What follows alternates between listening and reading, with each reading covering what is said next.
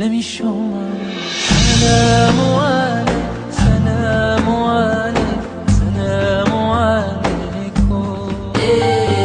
Salamu alaikum, Salamu alaikum, Salamu alaikum. Salamu alaikum, Salamu alaikum, Salamu alaikum. Salamu alaikum, Salamu Salamu alaikum.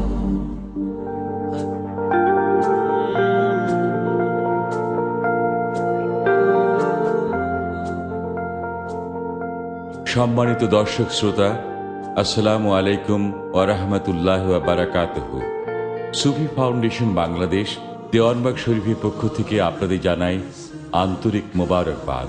আমাদের এবারের নিবেদন পীরানে পীর দস্তগীর সুলতানুল মাশায়েখ সুলতানিয়া মুজাদ্দিদিয়া তরিকার ইমাম সৈয়দ আবুল ফজল সুলতান আহমেদ চন্দ্রপুরী রহমতুল্লাহ আলাইহের ১০২তম শুভ জন্মবার্ষিকী স্মরণে মহান সংস্কারক মুহাম্মদ ইসলামের পুনর্জীবন দানকারী, যুগের ইমাম, আম্বিয়া কেরামের বেলায়েত লাভকারী, আকাশের পূর্ণিমার চাঁদ, আধুনিক সুফিবাদের জনক, সুফি সম্রাট হযরত মাহবুবে খোদা দেওয়ানবাগী মাদ্দাজিল্লুহুল আলী হুজুর কেবলার আহ্বানে ১লা জুন শুক্রবার ২০১২ রাজধানীর বাবের আহমদ দেওয়ানবাগ শরীফে অনুষ্ঠিত ১৩তম বিশ্ব আশেক রাসূল সাল্লাল্লাহু আলাইহি ওয়াসাল্লাম সম্মেলন।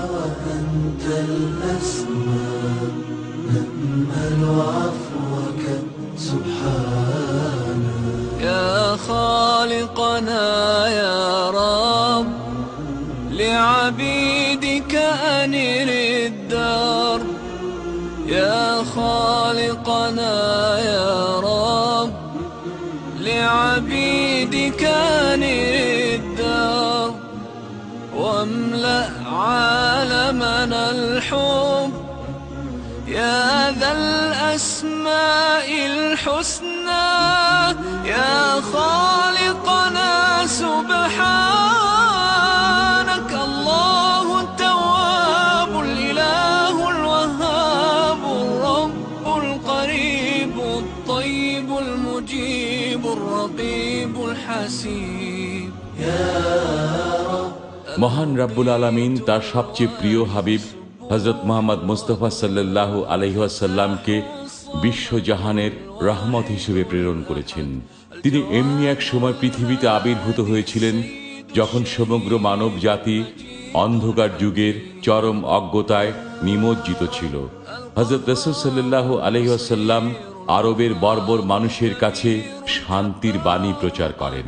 তাদেরকে তিনি ইলমুল কালবের শিক্ষা দিয়ে আদর্শ চরিত্রবান করেছিলেন। মুহাম্মদ ইসলামের শান্তির পরশে সেখান থেকে যাবতীয় অনাচার ও অবিচার নির্মূল হয়। মুসলমানরা পৃথিবীর শ্রেষ্ঠ জাতির মর্যাদা লাভ করে।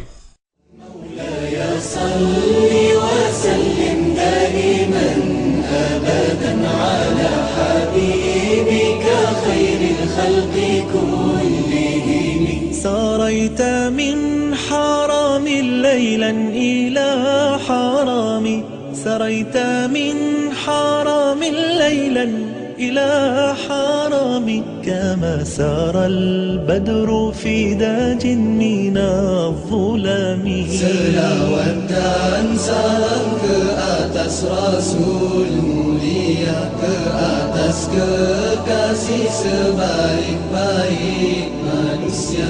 Maulaya salli wa sallim daiman abadan ala habibika khairil khalqi kullihim. فاق النبي في خلق وفي خلق فاق النبيين في خلق وفي خلق ولم يدانوه في علم ولا كرم